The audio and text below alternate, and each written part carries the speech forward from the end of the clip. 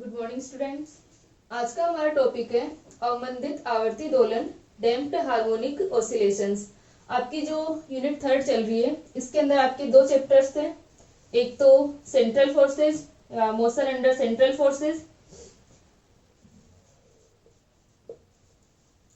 Motion under central forces,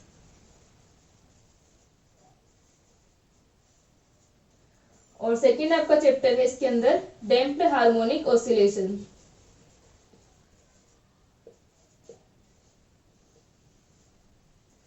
तो ये वाला जो हमारा चैप्टर है मोशन अंडर सेंट्रल फोर्सेस, ये हमने कंप्लीट कर लिया। अब आपके बचा है डैम्प्ड हार्मोनिक ऑसिलेशन, यानी आपकी जो ये बुक है मैकेनिक्स एंड ऑसिलेशन, इसके अंदर मैकेनिक्स वाला जो हमारा पार्ट था वो कंप्लीट हो चुका है। अब आपके आ रहा है ऑसिलेशंस वाला पार्ट, यानी दोलन जो है। इसके अंदर हम लोग आज पढ़ेंगे कि डैम्प्ड हार्मोनिक ऑसिलेशन क्या होते हैं। तो सबसे पहले डैम्प्ड हार्मोनिक ऑसिलेशन यानी अवमंदित आवर्ती दोलन पढ़ने से पहले हम पढ़ते हैं कि ऑसिलेशन क्या होता है, ऑसिलेटरी मोशन क्या होता है। तो हम शुरुआत करते हैं ऑसिलेटरी मोशन दोलन गति से।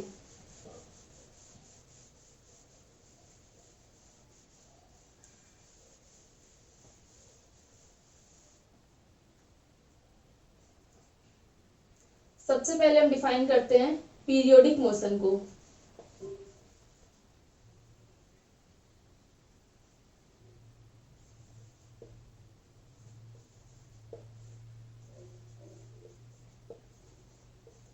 आवर्ती गति,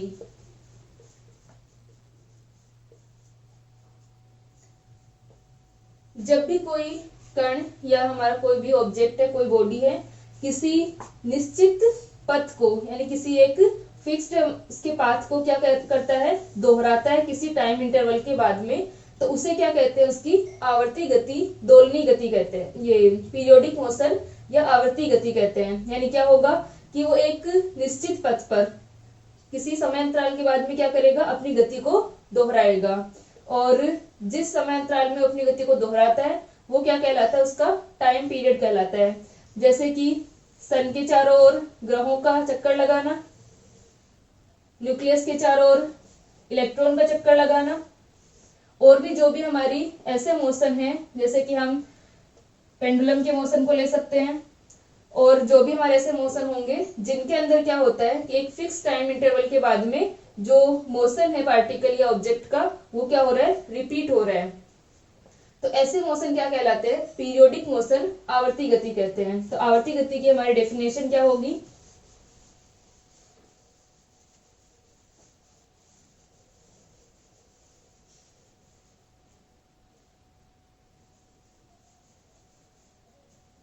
जब कोई कण या पिंड, कोई भी हमारी बॉडी या पार्टिकल एक निश्चित पथ पर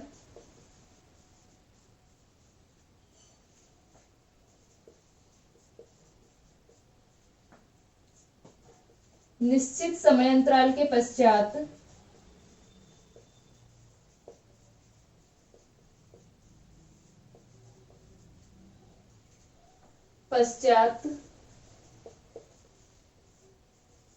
अपनी गति को दोहराता है,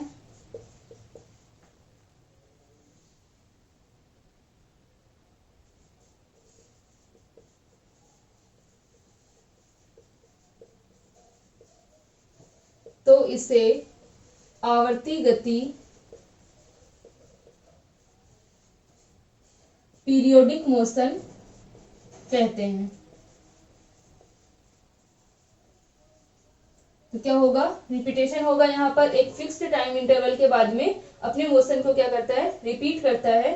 तो इसे हम क्या कहते हैं, आवर्ती गति, पीरियोडिक मोशन कहते हैं। इसके एग्जाम्पल हो सकते हैं सूर्य के चारों ओर ग्रहों की गति, प्लैनेट्स का मोशन सन के अराउंड,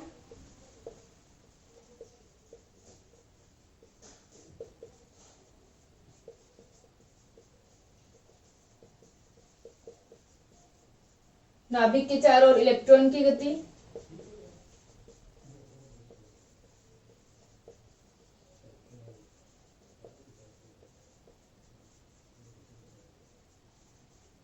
इलेक्ट्रॉन की गति,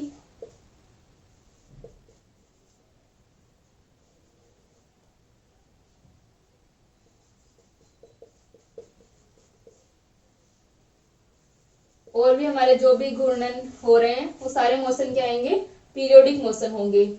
अब हम बात करते हैं दोलनी गति की।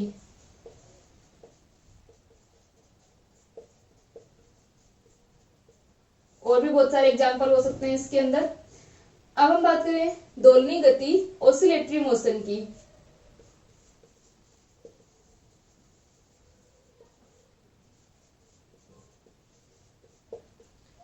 तो ऑसिलेटरी मोशन के अंदर भी क्या होगा कि जो ऑब्जेक्ट है, जो बॉडी है, वो अपने पाथ को क्या करेगी, रिपीट करेगी। लेकिन यहाँ पर क्या होगा कि एक फिक्स्ड पॉइंट के अराउंड गति होगी। यानी यहाँ पर ये पॉइंट डिफाइन कर रहे हैं, ये इक्विलिब्रियम पॉइंट है। इक्विलिब्रियम पॉइंट, इस पॉइंट के इधर उधर क्या होगी, कण की गति होगी, पार्टिकल का मोशन होगा। यानी एक बार वो इस साइड जा रहा है, एक बार इधर की ओर और एक बार इधर की ओर। यानी इस बिंदु के इधर उधर क्या हो रहा है, वो अपनी गति को दोहराता है, अपने पथ को दोहराता है।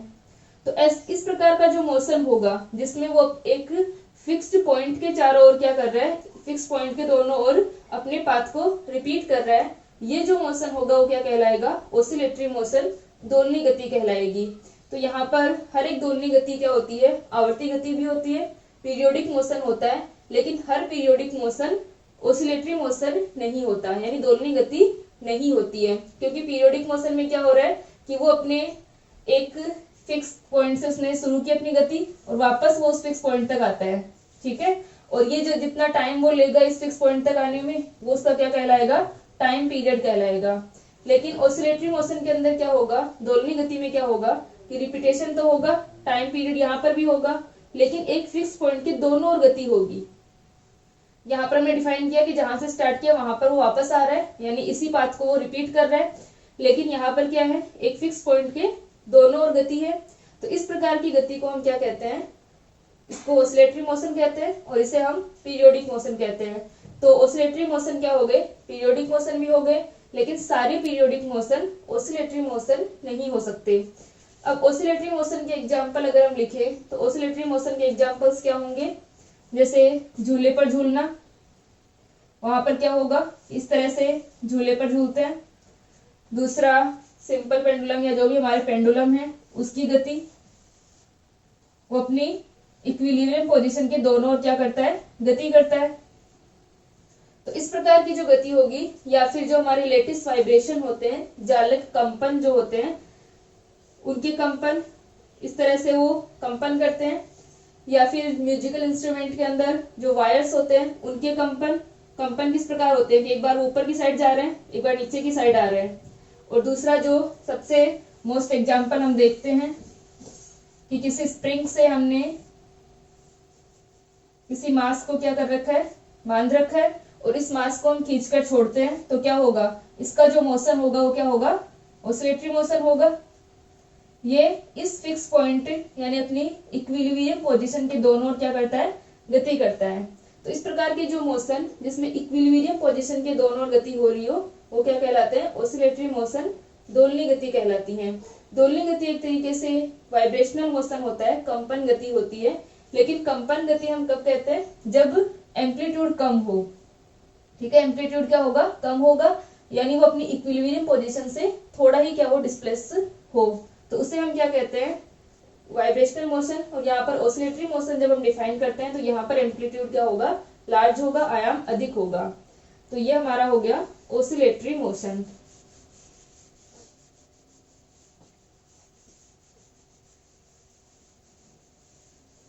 तो ऑसिलेटरी मोशन की डेफिनेशन हम लिख सकते हैं, यदि कण या पिंड पार्टिकल या हमारा जो ऑब्जेक्ट है, बॉडी है, एक निश्चित बिंदु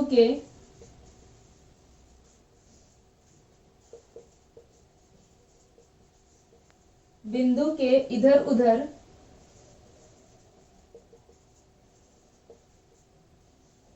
निश्चित समय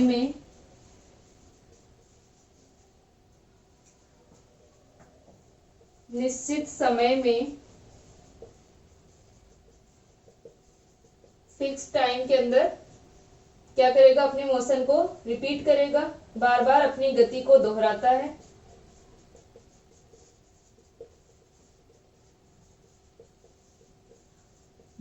है। तो इसे दोलनी गति ऑसिलेटरी मोशन कहते हैं।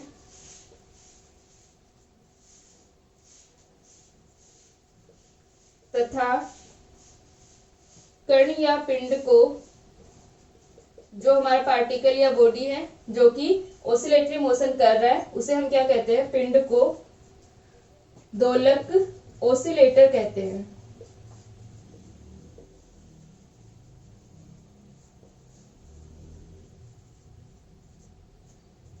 इसके एग्जाम्पल्स हो जाएंगे, इसके एग्जाम्पल्स है हमारे पास में कि दोलन करते हुए लोलक की गति,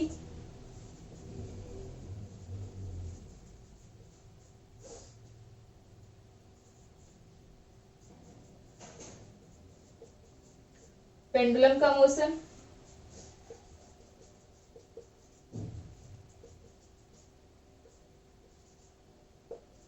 स्प्रिंग मास या स्प्रिंग द्रव्यमान निकाय,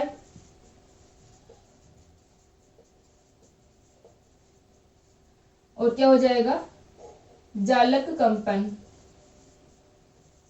लेटिस वाइब्रेशन।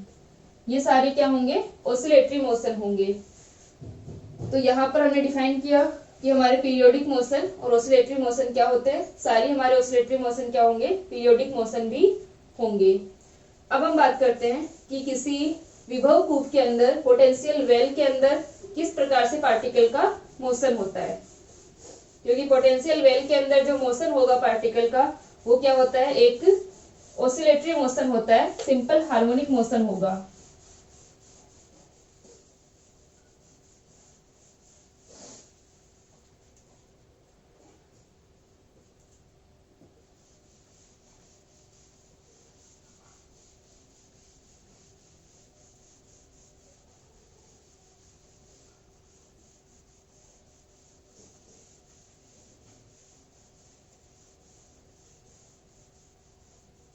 पहले हम लोग सिंपल हार्मोनिक मोशन और पोटेंशियल वेल के अंदर मोशन ये पढ़ते हैं, उसके बाद में हम स्टार्ट करेंगे डैम्प्ड हार्मोनिक ऑसिलेशन को।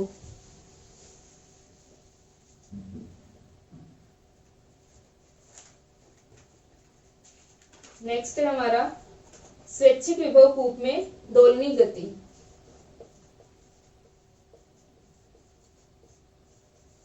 स्वैच्छिक विभव कूप में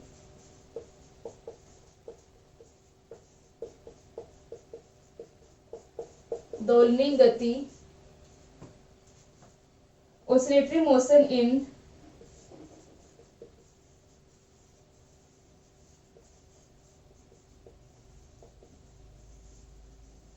आर्बिट्रेरी पोटेंशियल वेल।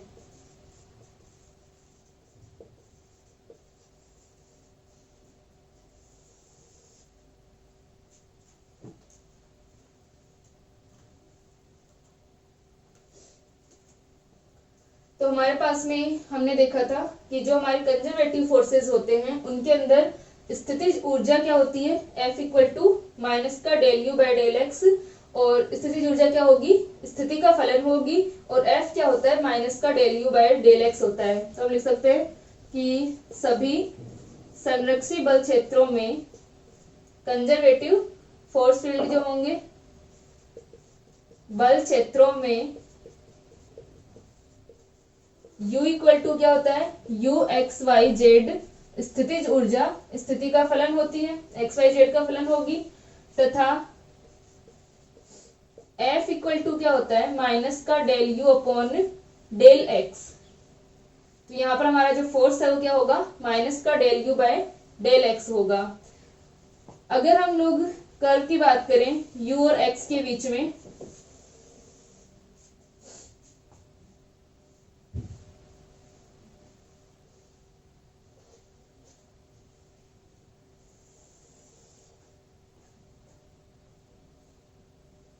ये हमारा x है और ये हमारा क्या है, u है। ये पोटेंशियल एनर्जी एक्सिस है और ये हमारी x एक्सिस है। तो x एक्सिस और u के बीच में अगर हम कर्व की बात करें तो क्या होगा, इस प्रकार से हमें कर्व मिलता है।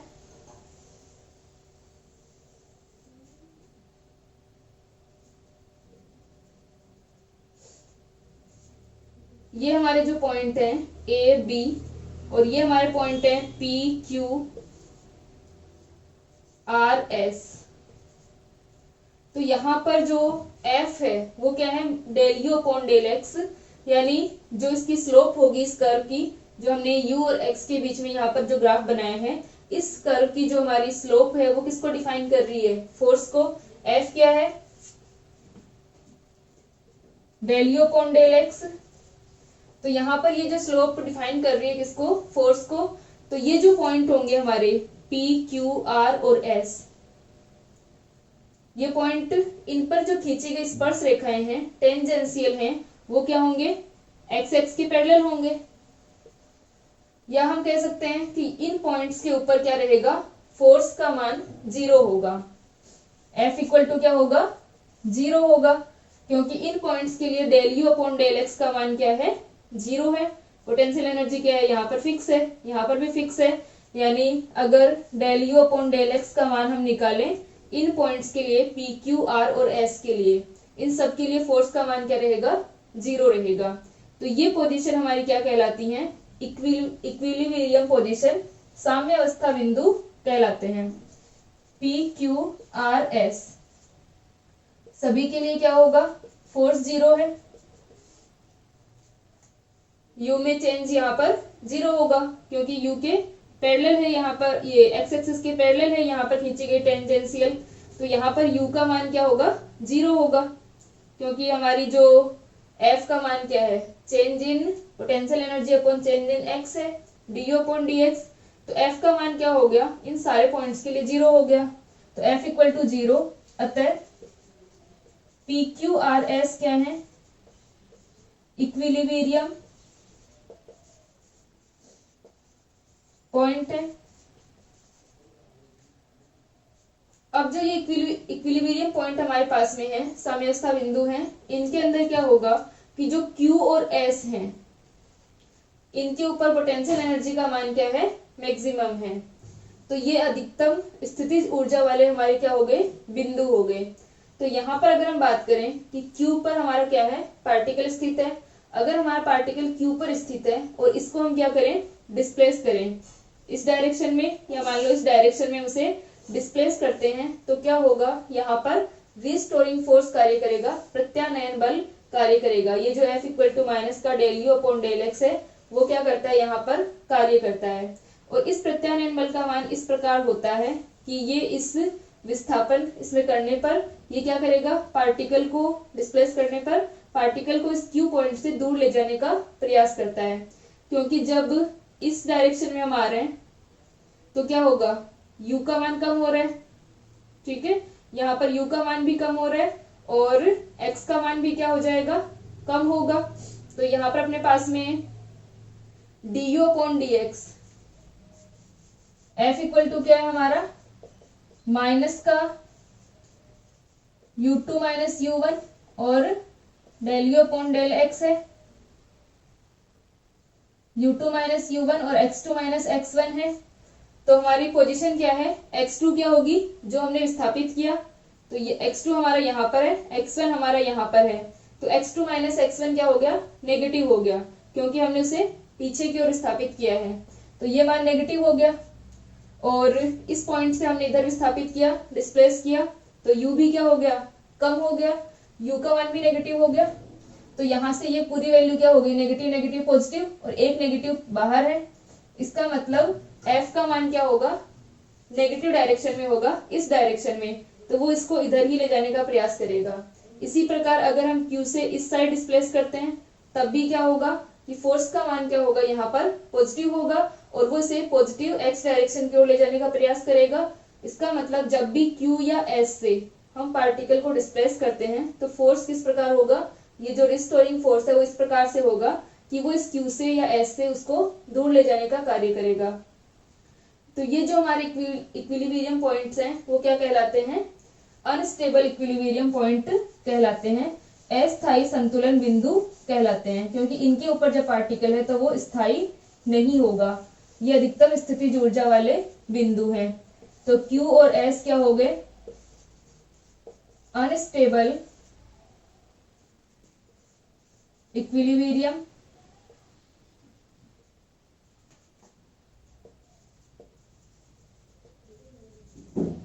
अस्थायी संतुलन, और जो हमारे P और R पॉइंट है, तो हमने P पॉइंट को लिया, P पॉइंट के ऊपर यहाँ पर जो पार्टिकल होगा और इसे हम क्या करते हैं, डिस्प्लेस करते हैं A की ओर या B की ओर। जब पार्टिकल को हम A या B की ओर डिस्प्लेस करेंगे तो क्या होगा, मान लो हमने A की ओर डिस्प्लेस किया, पार्टिकल को अगर हमने A की ओर डिस्प्लेस किया तो क्या हो जाएगा, ये हमारा पॉइंट x2 हो जाएगा, ये x1 हो जाएगा। और पोटेंशियल एनर्जी क्या हो रही है, जब पार्टिकल इस साइड डिस्प्लेस हो रहा है ऊपर की ओर, तो पोटेंशियल एनर्जी का मान बढ़ रहा है। तो F का मान क्या होगा, -U2 - U1, तो पॉजिटिव रहेगा क्योंकि पोटेंशियल एनर्जी बढ़ रही है। और x2 - x1 का मान क्या हो जाएगा, नेगेटिव हो जाएगा क्योंकि डिस्प्लेसमेंट हमने क्या किया है, कम x की वैल्यू की तरफ। तो ये नेगेटिव है, ये पॉजिटिव है, तो टोटल F क्या हो गया, पॉजिटिव हो गया। टोटल F का मान पॉजिटिव हो गया, इसका मतलब पॉजिटिव x एक्सिस की ओर क्या लगेगा, फोर्स लगेगा, इस डायरेक्शन में फोर्स लगेगा। तो पार्टिकल को वापस पॉजिटिव एक्सिस की ओर विस्थापित करने का कार्य करेगा, यानी वापस इसको इस P पॉइंट की ओर लाने का कार्य करेगा। ठीक है, वापस इसको P की ओर डिस्प्लेस करने का कार्य करेगा। तो यहाँ पर क्या हो गया, ये फोर्स वापस इसको इधर लाएगा। अब अगर हम बात करें कि हम पॉइंट P से पार्टिकल को B की ओर डिस्प्लेस करते हैं, B की ओर अगर हम डिस्प्लेस करेंगे तो क्या हो जाएगा, ये हमारा पॉइंट x1 और ये हमारा पॉइंट x2। जब हम इसे B की ओर डिस्प्लेस कर रहे हैं तो पोटेंशियल एनर्जी का मान अब भी बढ़ रहा है और डिस्प्लेसमेंट भी यहाँ पर क्या हो रहा है, यानी ये x2 का मान भी यहाँ पर बढ़ा है और x1 का मान कम है। तो U2 - U1 भी पॉजिटिव और ये भी पॉजिटिव, तो दोनों वैल्यू पॉजिटिव है। तो F का मान क्या हो गया, नेगेटिव हो गया। यानी अगर हमने पार्टिकल को B की ओर डिस्प्लेस किया तो फोर्स क्या होगा, नेगेटिव x डायरेक्शन की ओर होगा। फोर्स नेगेटिव x डायरेक्शन की ओर है, इसका मतलब पार्टिकल पर जो रिस्टोरिंग फोर्स लग रहा है, प्रत्यानयन बल जो लग रहा है, वो वापस इसे नीचे की ओर लाने का कार्य करता है। तो चाहे हम पार्टिकल को A की ओर डिस्प्लेस करें या हम B की ओर डिस्प्लेस करें, पार्टिकल क्या होगा, वापस इस P पॉइंट पर आने का प्रयास करता है और सेम कंडीशन हमारी R के लिए होगी। तो इस प्रकार ये जो पॉइंट है P और R दोनों क्या कहलाते हैं, स्थायी संतुलन कहलाते हैं, स्टेबल इक्विलिब्रियम कहलाते हैं। तो यहाँ पर हम लिख सकते हैं कि P और R क्या होंगे, स्टेबल इक्विलिब्रियम पॉइंट कहलाते हैं। अब हमारे पास में क्या है कि जो हमारी A और B पोजीशन है,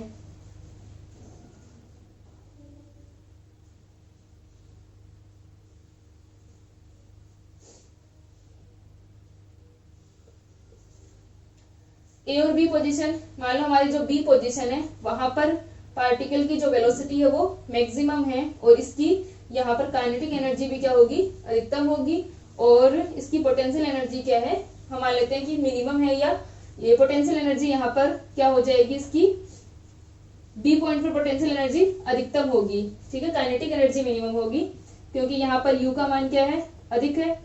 तो यहाँ पर B पर हम मान लेते हैं कि इस पार्टिकल की काइनेटिक एनर्जी क्या है, 0 है, यानी वेलोसिटी क्या है, यहाँ पर 0 है। तो B पॉइंट पर क्या होगी, पार्टिकल की जो टोटल एनर्जी है वो किसकी इक्वल होगी, U के इक्वल होगी, इसकी पोटेंशियल एनर्जी होगी। अब इस पोटेंशियल एनर्जी, फिर जैसे जैसे पार्टिकल नीचे की ओर आता है तो इसके पोटेंशियल एनर्जी तो क्या होगी, कम होगी और काइनेटिक एनर्जी बढ़ेगी।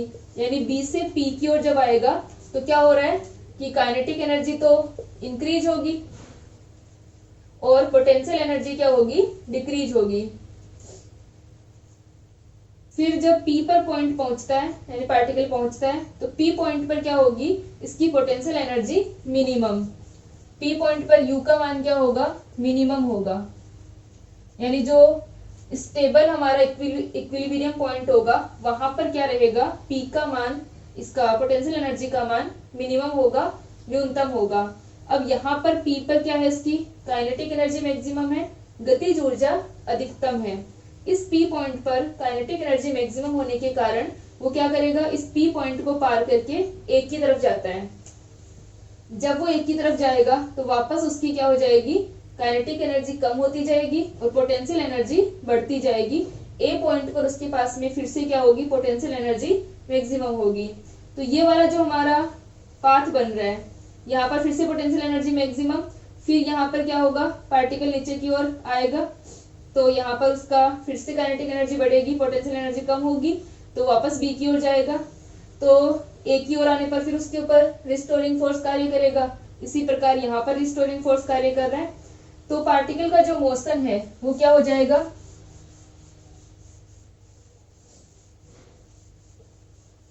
इस ए और बी पॉइंट के बीच में क्या करेगा, ऑसिलेशन करेगा, दोलन करेगा इस पी पॉइंट के दोनों ओर। तो यहाँ पर इस पी पॉइंट के दोनों ओर यहाँ पर क्या हो रहा है, ऑसिलेशन हो रहा है। पी पॉइंट पर पोटेंशियल एनर्जी मिनिमम है, काइनेटिक एनर्जी मैक्सिमम है। तो जब वो इस पी पॉइंट के दोनों ओर क्या कर रहा है, ऑसिलेशन कर रहा है, तो इस अवस्था को या फिर हम इस गति को यहाँ पर, ये जो यहाँ पर इसका बन रहा है ए और बी, इसे हम क्या कहते हैं, विभव कूप, पोटेंशियल वेल कहते हैं। यानी इस विभव कूप के अंदर उसका मोशन जो है वो बाउंड हो जाएगा, पोटेंशियल वेल। तो यहाँ पर अब इन जो पोटेंशियल एनर्जी का डिफरेंस है, यानी ए और बी पर पोटेंशियल एनर्जी अधिकतम है, पी पर पोटेंशियल एनर्जी मिनिमम है, तो ये जो डिफरेंस आएगा, अधिकतम और न्यूनतम स्थितिज ऊर्जा का अंतर, ठीक है, ये मैक्सिमम और मिनिमम पोटेंशियल एनर्जी का जो डिफरेंस होगा वो क्या कहलाता है, बाइंडिंग एनर्जी कहलाएगी, बंधन ऊर्जा।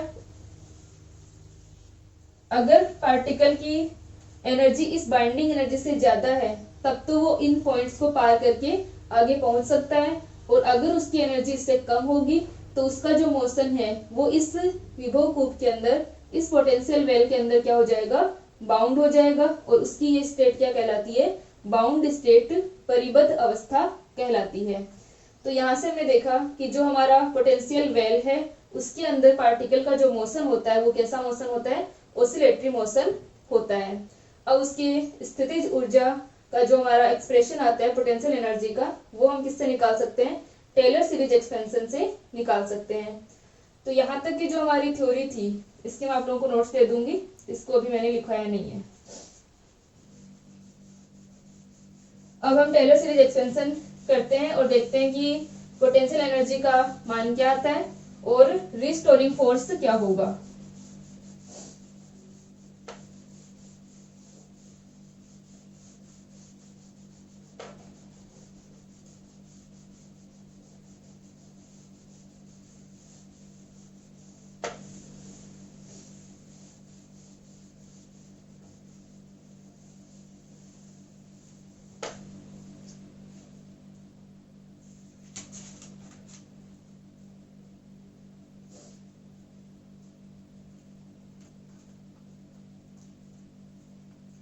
तो हम लोग गणितीय रूप से जब हम ये दोलनी गति का एक्सप्रेशन हम ज्ञात करते हैं तो क्या करेंगे, हम ये जो हमारी पोटेंशियल एनर्जी है एक्स नोट पर, यानी न्यूनतम स्थितिज ऊर्जा वाली स्थिति से कण को थोड़ा सा विस्थापित करते हैं, पार्टिकल को थोड़ा डिस्प्लेस करते हैं, और फिर उसका टेलर सीरीज एक्सपेंशन हम यहाँ पर ज्ञात करेंगे।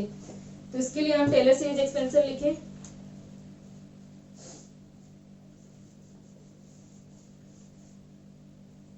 एक्स पर स्थितिज ऊर्जा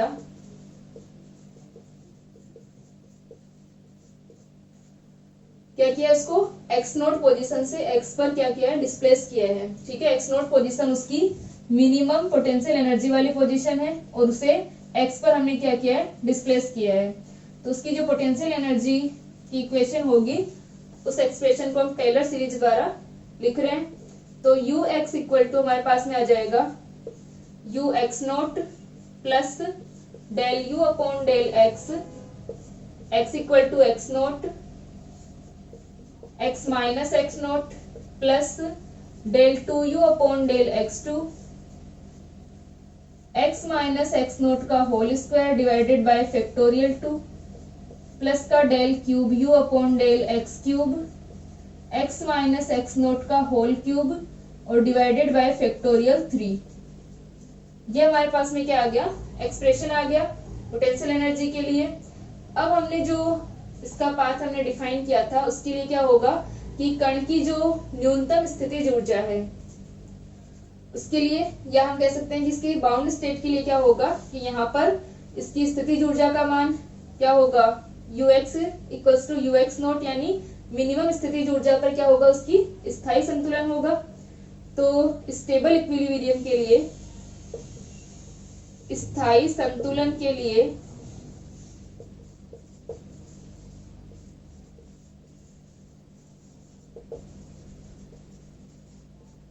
स्टेबल इक्विलिब्रियम के लिए पोटेंशियल एनर्जी क्या होनी चाहिए, ux equal to ux naught होनी चाहिए, मिनिमम होनी चाहिए। जब पोटेंशियल एनर्जी मिनिमम है तब वो क्या होगा, स्टेबल इक्विलिब्रियम की पोजीशन में होगा। और साथ में del u upon del x का मान क्या होना चाहिए, 0 होना चाहिए, क्योंकि न्यूनतम और अधिकतम जो हम निकालते हैं मिनिमा और मैक्सिमा, तो हम क्या करते हैं फर्स्ट डेरिवेटिव को 0 करते हैं। तो ये हमारा क्या आ गया, न्यूनतम स्थितिज ऊर्जा के लिए, न्यूनतम स्थितिज ऊर्जा के लिए मिनिमम पोटेंशियल एनर्जी के लिए del u upon del x का मान क्या हो जाएगा, 0 के इक्वल हो जाएगा। और इसी प्रकार जो हमारा del two u upon del x two है उसका मान क्या होना चाहिए, पॉजिटिव होना चाहिए, ठीक है। तथा del two u upon del x two equal to क्या होना चाहिए, पॉजिटिव होना चाहिए। ये हमने मान लिया, के मान लिया। तो यहां से अपने पास में क्या आ गया कि ये 3 कंडीशन आ गई स्टेबल इक्विलिब्रियम के लिए कि ux equal to ux naught होना चाहिए हमारी पोटेंशियल एनर्जी, और del u by del x का मान 0 होना चाहिए न्यूनतम स्थितिज ऊर्जा के लिए, और del two u by del x two का मान क्या होना चाहिए, पॉजिटिव होना चाहिए। और यहाँ पर हमने इसे कांस्टेंट मान लिया, पॉजिटिव के इक्वल मान लिया। इसको लिख लो एक बार।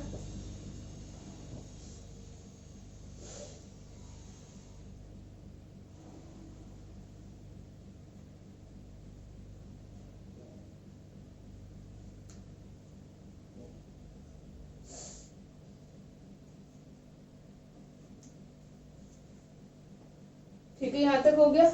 तो ये हमारा ux equal to ux naught और ये न्यूनतम होना चाहिए। ये इसको इसे लिख लेना कि ux नोट का हमारा जो पोटेंशियल एनर्जी का मान है वो क्या होना चाहिए, न्यूनतम होना चाहिए, ठीक है, मिनिमम होना चाहिए। और बाकी की जो आगे की हमारी वैल्यूज हैं del cube u upon del x cube, इसको हम k1 k2 इस प्रकार से लिख सकते हैं। तो ये सारी वैल्यूज हम इस इक्वेशन के अंदर लिखें।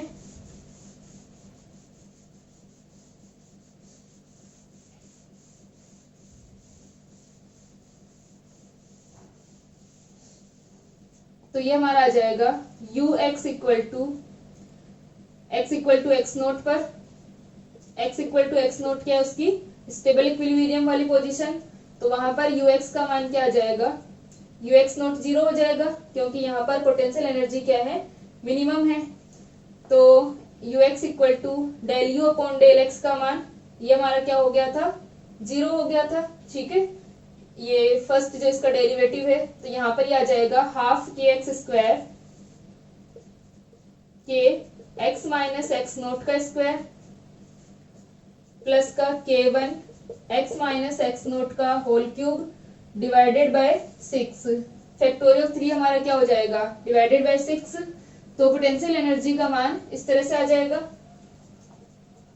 आगे हमारी पावर आती जाएंगी। तो उच्च घात के पदों को अगर हम क्या कर दें, नेग्लेक्ट कर दें, तो ux इक्वल टू हमारे पास में क्या आ जाएगा, क्योंकि विस्थापन हम यहाँ पर क्या ले रहे हैं, कम ले रहे हैं।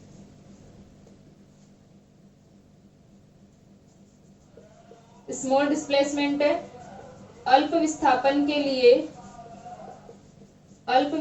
लिए क्या हो जाएगा, उच्च घात को हम क्या कर दें, नेग्लेक्ट कर दें,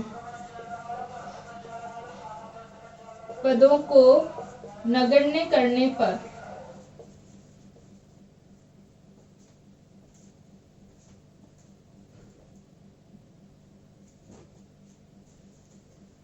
तब हमारे पास में क्या आ जाएगा, पोटेंशियल एनर्जी का मान अल्प विस्थापन के लिए हम हायर जो हमारी टर्म्स हैं हायर पावर वाली उनको हम नेग्लेक्ट कर रहे हैं। तो ux equal to half k x square, ठीक है, x माइनस एक्स नोट का स्क्वायर, या हम इसे लिख सकते हैं हाफ के एक्स स्क्वायर। और हमारा जो फोर्स होगा f x equal to minus का del u upon del x equal to क्या आ जाएगा, माइनस का के एक्स आ जाएगा, ठीक है, इसको लिखो।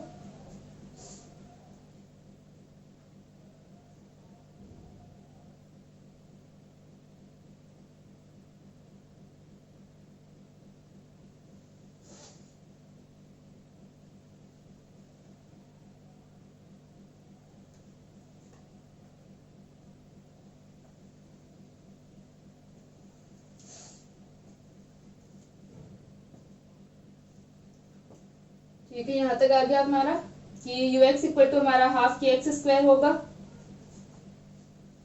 x equal to x naught पर हमारे पास में ux equal to half k x square और f का मान क्या हो जाएगा, माइनस का के एक्स। यहां तक लिख लिया।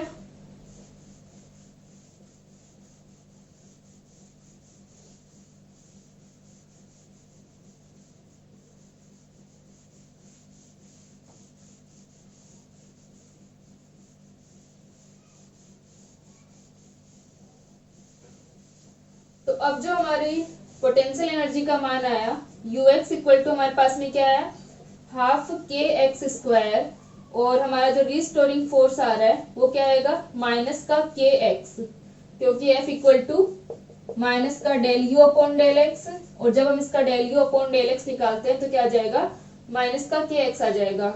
तो यहाँ से हम देख सकते हैं कि जो हमारा रिस्टोरिंग फोर्स आ रहा है वो किस प्रकार का आ रहा है, f x proportional to x आ रहा है। और इस प्रकार का जो हमारा फोर्स होता है रिस्टोरिंग फोर्स वो किसके लिए होता है, सिंपल हार्मोनिक मोशन के लिए, सरल आवर्त गति के लिए होता है।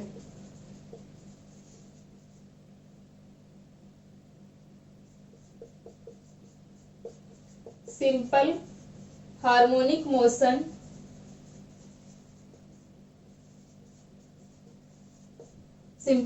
मोशन सरल आवर्त गति को डिफाइन करेगा। सरल आवर्त गति कब होती है, जब हमारे पास में क्या होगा कि जो रिस्टोरिंग फोर्स है, प्रत्यानयन बल है, यानी कण की गति के कारण उसके ऊपर जो यहाँ पर फोर्स लग रहा है डिस्प्लेसमेंट करने पर, वो फोर्स क्या हो, इस डिस्प्लेसमेंट के प्रोपोर्शनल हो, और साथ में उसकी जो डायरेक्शन हो वो क्या हो, इक्विलिब्रियम पॉइंट की ओर हो, ठीक है। इक्विलिब्रियम पॉइंट से हम क्या करें, पार्टिकल को डिस्प्लेस करें, तो उसके ऊपर लगने वाला जो रिस्टोरिंग फोर्स है वो उस डिस्प्लेसमेंट के प्रोपोर्शनल हो, और साथ में उसकी डायरेक्शन जो हो वो इस इक्विलिब्रियम पॉइंट की ओर हो। अगर डायरेक्शन इक्विलिब्रियम पॉइंट की तरफ होगी तो x की क्या होगी, नेगेटिव होगी, यानी x की अपोजिट होगी, क्योंकि हमने अगर इधर विस्थापित किया है तो x की डायरेक्शन ये है और फोर्स की डायरेक्शन ये होगी। अगर हमने इधर विस्थापित किया है तो x की डायरेक्शन ये है और फोर्स की डायरेक्शन नीचे की ओर होगी। तो यहाँ से हम देख सकते हैं कि f हमेशा माइनस का के एक्स होगा, यानी विस्थापन के विपरीत होगा।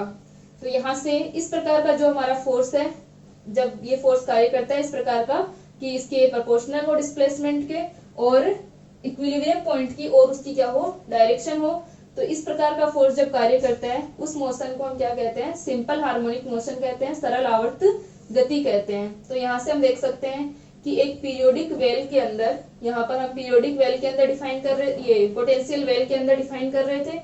तो पोटेंशियल वेल के अंदर पार्टिकल का जो मोशन होता है वो कैसा होता है, सिंपल हार्मोनिक मोशन होता है।